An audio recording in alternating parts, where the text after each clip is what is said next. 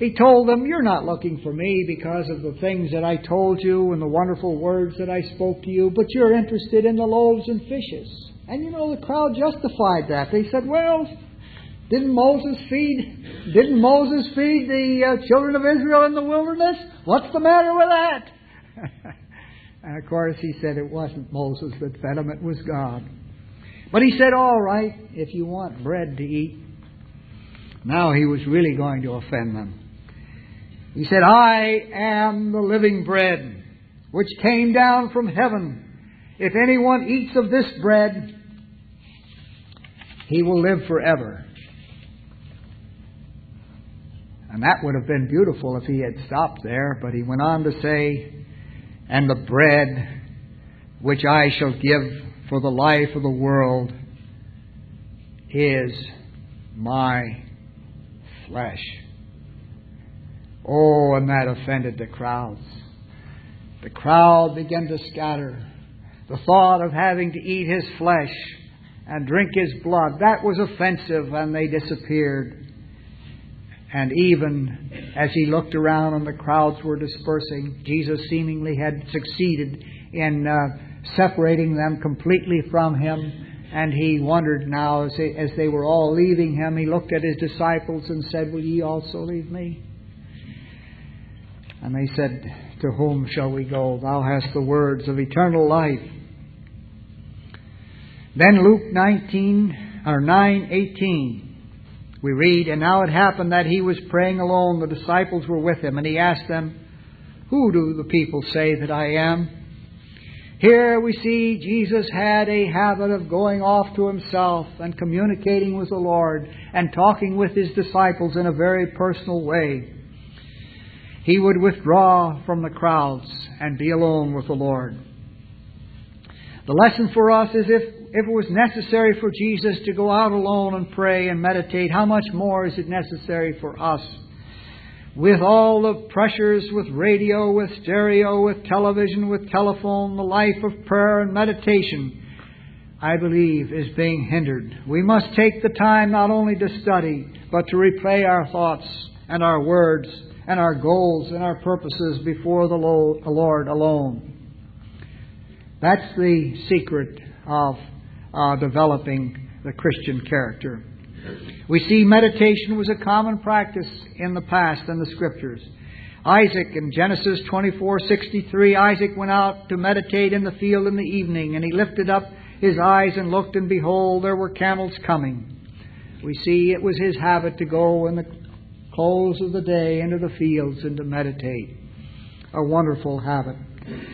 And in Joshua 1:8, in giving the command to the children of Israel, they were told, this book of the law shall not depart out of your mouth, but you shall meditate on it day and night, that you may be careful to do according to all that is written in it.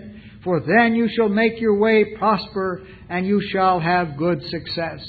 But they were told that they must meditate upon the word of the Lord day and night. It must be constantly in their minds and hearts. Psalm 1:2, his delight is in the law of the Lord, and on his law he meditates day and night.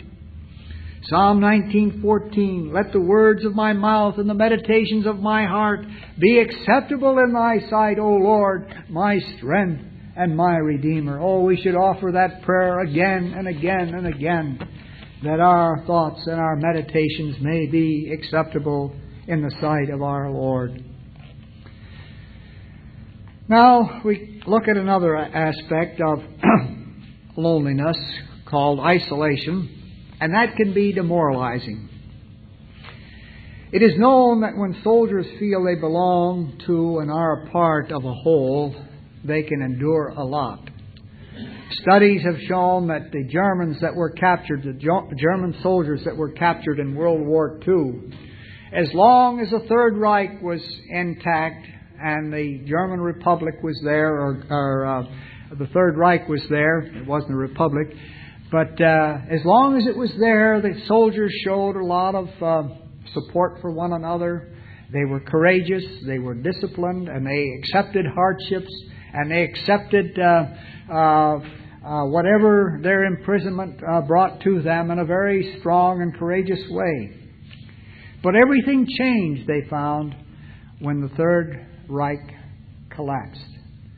These soldiers then did not belong to a government that was intact. They belonged to no one. They were prisoners, and then suddenly their attitudes began to crumble, and they were not supportive of their fellow prisoners. They betrayed one another, and their courage was gone, and they didn't behave in the strong and positive way that they had when they had a government behind them, when they felt they belonged to something. Suddenly they were alone, they were isolated, and they were broken. They just could not function once they were isolated. Similarly, the Lord's people, when Brother Russell was on the scene to lead the Lord's people along, seemed to have strength of purpose and a willingness to sacrifice. But when the pastor was taken home and sinister forces took over the nerve centers of the Lord's people, countless hundreds became separated and isolated from each other, without a means of meeting together and keeping in touch with one another. This isolated brethren, truly, it isolated them from one another all over the country, in this country and in Europe. And in that isolation, many felt alone and discouraged, and without the disciplines to go on. It is hard to appreciate and discern the body of Christ when you're alone and isolated on a prolonged basis. One of the most wonderful things that happened in the early church was how they handled the separation that took place because of the early persecution. In Acts 11:19, we read, "Now those who were scattered abroad because of the persecution that arose over Stephen traveled as far as Phoenicia, Cyprus, and Antioch, speaking the word to none except Jews." Remember when they had built the Christian commune at Jerusalem, and they had everything in common? Well, that prospered for a few months, but then persecution arose. And as a result of that persecution, the Christians were driven all over the face of the Roman world at that time. And it would have been almost a total disaster if they had been driven all over and they didn't have any point of contact. But a wonderful thing happened. Though they were all, for the most part, driven away, the apostles decided to stay at the church at Jerusalem in very low key. And the reason for this was very simple. Jerusalem, under the Roman law, religious liberty was granted. And if in your religious worship it was necessary to make pilgrimages to Jerusalem, to the holy city, that was allowed. So under Roman law, even though the Christians were driven all over the Roman Empire, because the apostles stayed in Jerusalem, in a low-key, low posture there, it was possible for them that were scattered abroad to send brethren back at various times of the year to keep certain feasts, and they would meet with the church at Jerusalem, and so while they were scattered, they had continuity. They always could go back and check with the apostles at Jerusalem, and then they could go back home and tell the church what they had learned. They told the church everything that was happening in the Bible students' world at that time.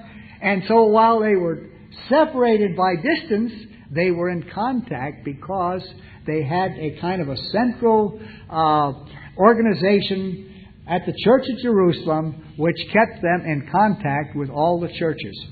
And under this arrangement, Christianity prospered. And it wasn't until 70 A.D. when the persecution destroyed the temple and the Jewish polity, and the Jews, the faithful Christian Jews, were driven from Jerusalem that organization failed. But of course, by then they were already mature enough and they had enough contacts between the churches so that Christianity continued to thrive. And so we see how they overcome the handicaps of being separate.